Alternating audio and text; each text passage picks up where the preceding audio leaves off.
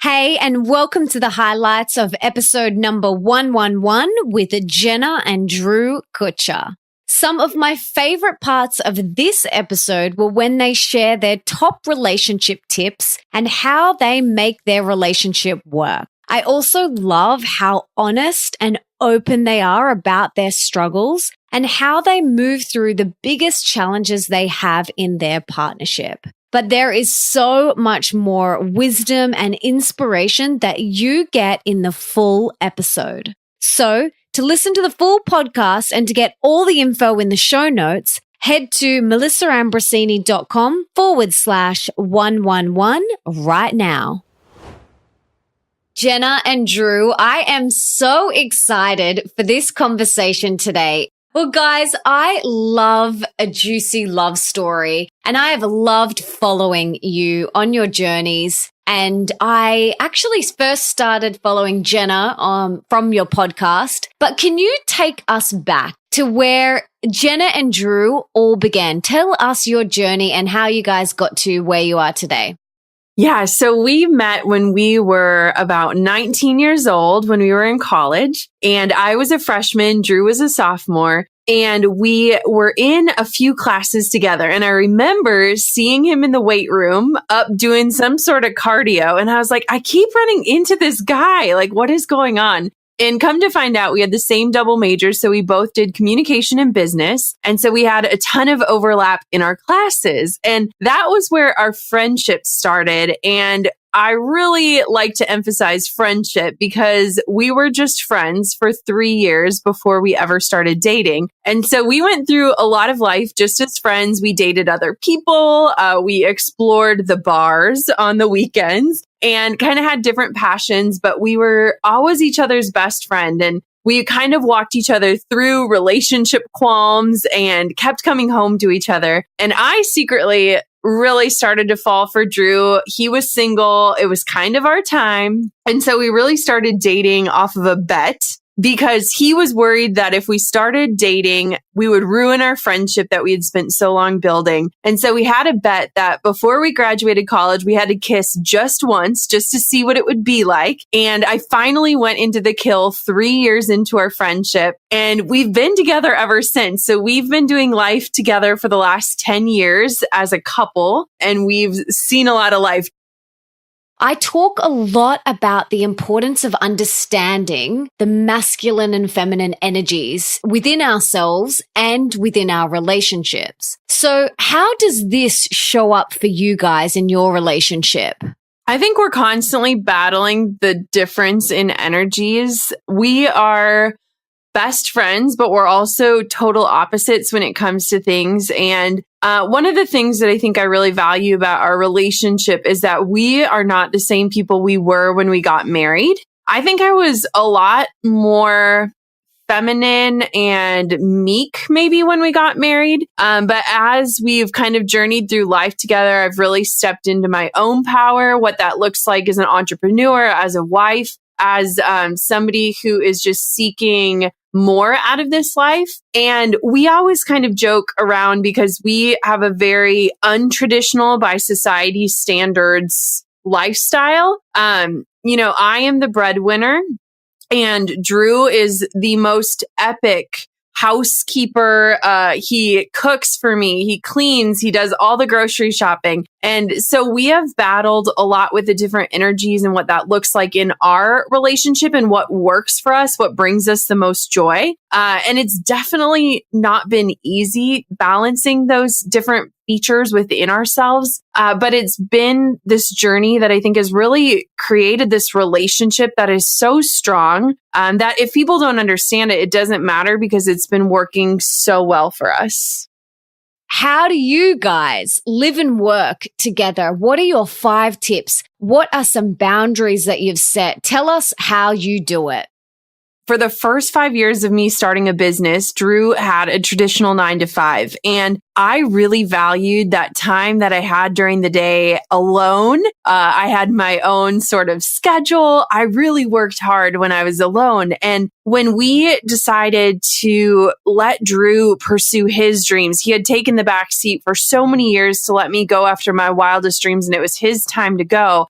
We were in for a rude awakening when he started working from home, because working from home means you work from home. And with a man who, God bless him, is OCD and loves to have the house be perfect, it was a big struggle for him to understand, like, you don't do laundry in the middle of the day, and vacuuming needs to happen during the after hours. And so we have never glamorized that part of it, because I think that it is something that can look so glamorous, but figuring out your different positions and roles and your schedule is so hard, just like you said. So tip number one would be to define your space and what you need. And I think that one of the best things we've done is just kind of given ourselves separate working space so that we're not sitting at the same table. We're not analyzing which websites each other person is on. We're actually kind of creating this environment where we feel inspired. And so in our last two homes, we've had different spaces where we're either on different floors of the house or in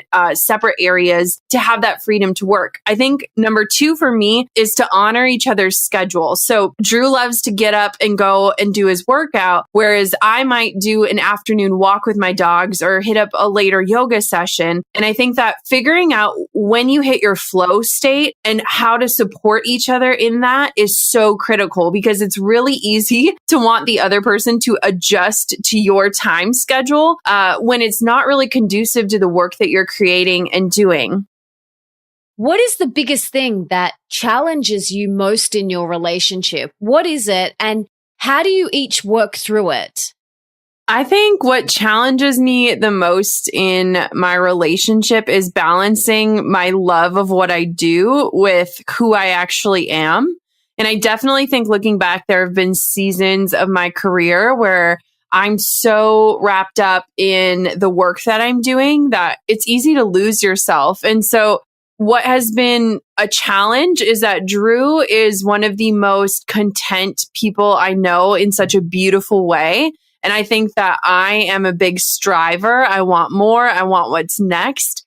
And so that challenge of seeking contentedness in the moment that we're in the stage that we're in the season that we're in, while still not being complacent, has been a really big challenge. And we've been through a lot of different seasons of growth, seasons of grief, seasons of just navigating changes. We just moved states. So we've kind of been through a lot of different seasons together, but I think it's balancing that desire for more while soaking in the fact that he can be content with what we have. Is there a common misconception that the public have about you as a couple? One thing that I've always been really passionate about and have shared about for years is just body image and our struggle as women to come home to our body. And with that, we've had followings and gained attention and opened our marriage up to inspire other people. But with that comes criticism. And so we had a post that went viral where I was sharing about how a follower had slid into my DMs and kind of insinuated, like, how could I, a curvy size 10 woman, land such a handsome six-pack of a man? And I just shared about that. And I shared about our relationship and how we look doesn't impact the way we love. And just that Drew has embraced me through so many different stages of life and so many different versions of my body. And that post ended up getting picked up by almost every major news outlet, multiple countries. It went everywhere. And so it was a really beautiful experience. It was a whirlwind of an experience. Love to hear, how do you guys keep your love and your relationship exciting and fresh? Like, after 10 years together, 7 years married, how do you keep it exciting and fresh? I mean, we have never stopped being kids. And I think that we are those stubborn people that still go to bed holding hands at night. We still ask each other 3 things we're thankful for every single day. And I think that being married to a man with OCD, routine is a beautiful thing. But I've definitely pushed him out of his comfort zone a lot. We have a place in Hawaii that is kind of our sanctuary that started as this bucket list dream that turned into a reality. And now we have a home there. And for us, really getting there a few times a year to just recharge, reconnect, shut off all work, get outside, be with nature. It's been really just this almost like healing place for us in a beautiful way. And so we black out our calendars so that we have that time together and we really honor each other in that time, because I think especially working from home, working on our own businesses, it's so easy to just get into that hustle and grind mentality and to convince ourselves that we can't rest or we're not worthy of rest or we're not capable of rest. And I think that we in recent years have really crafted this narrative around like, it's time for us now and it's our time to come together. And so I think that that's been one of the biggest pieces of our relationship, is just really crafting that time. How important is soulful sex and intimacy in your relationship? Drew just pointed at me to answer that question. I love it.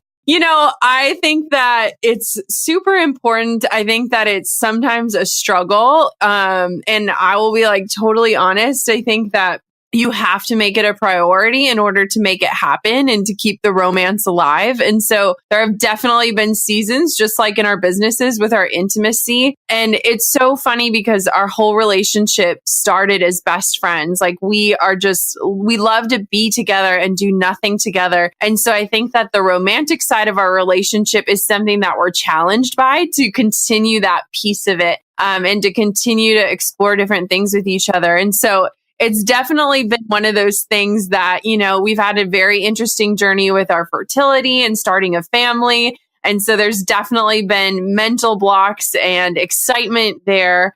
And so it's just one of those things that we have to keep a focus or it can quickly fall onto the back burner. What was making love like before you guys got together to what's it like now for you guys?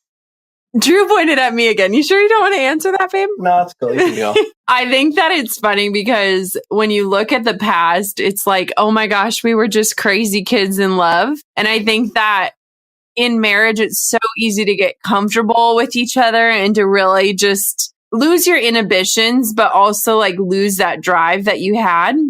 And so when we look back at our past, our early married days and the way that we connected with each other and we're always just touching each other and on top of each other and loving each other, to now where it's more of that monotony in that life, it's such a good reminder. And I know for us, like we are terrible dog owners and our dogs sleep in our bed and then it just causes disruption. And so when we're in Hawaii, it's a lot easier to connect on a more intimate level when you're not working and you're not thinking about it and there aren't dogs jumping in your bed. And so it's definitely been interesting. And with our pregnancies and losses that we've had as a female, it's been very eye-opening to me the way that intimacy and sex can change, in your opinion. When you start having sex for a purpose, for a desire, it's a totally different experience than when you're just doing it for pleasure. And so for me, it's held a lot of emotional weight, which has been something that I've had to like focus on and work on and acknowledge in our relationship. And so it's definitely just been this journey, but I think it's one that we're very open about. We talk about, we don't shy away from it. And we really like respect each other and have each other's backs. So I think just like all things in life, it's this journey and we're on it together and we're working through it as gracefully as we can. What's the personal development things that you each do to make sure that you're both full?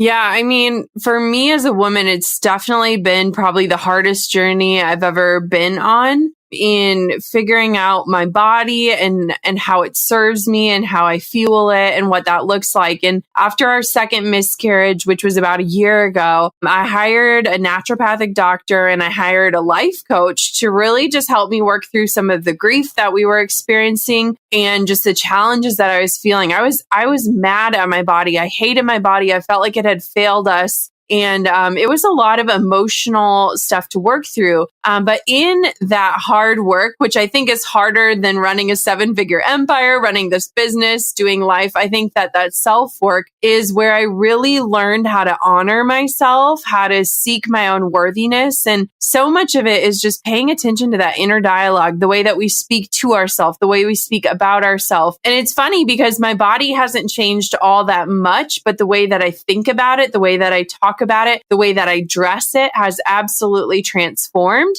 I think the most attractive thing that Jenna finds in me is finding a passion in something, being a hard worker, and, taking care of your body and your health is one thing, but also, being passionate, whether it's in your business, with your friends, with each other, with your family, just kind of showing that you're there and you're an energetic human being, I think is a very appealing thing for people. And having that drive is something that really, I think, motivates Jenna as far as, finding me attractive outside of my handsomely good looks.